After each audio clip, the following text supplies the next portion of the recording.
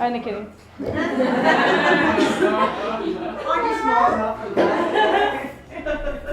Can we dim the lights a little? It's a little tense.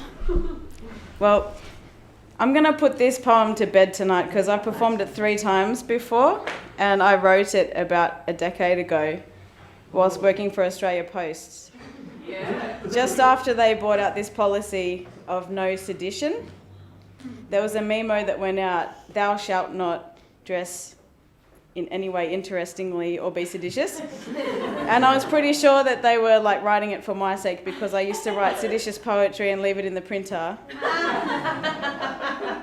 Anyway, this is that poem. It's a bit dated. I was going to reinvent it tonight and say it in the voice of a horse race commentator because I think it deserves to be given that sort of treatment, but I'm going to just revert to its original form. Because I called it The Banquet and I was going to call it The Stock Exchange tonight.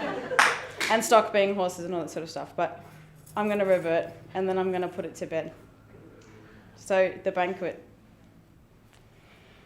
An imperial banquet, a corporate feast, entrepreneurial platter of opulent treats, a buffet of ambitious ideas, obsolete, another merger in a penthouse suite, counting monopoly money over a gourmet mixture of fondue and honey.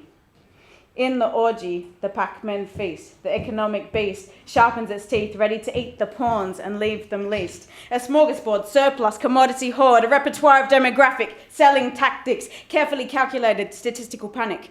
Marketing, targeting, plans are drawn, mass hysteria is born, its handbags at dawn, an incestuous mosh like Corona's Bosch.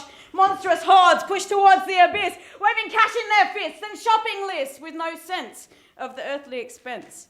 It's money well spent for the bargain hunters. It's a means to an end for the 9-to-5 punters. It's retail therapy. It's cultural heresy. It's a 2-minute remedy for loss of autonomy. With a heavy right foot towards Armageddon, over the verge and blindly into the chasm, a fascinating cataclysm of extreme tunnel vision.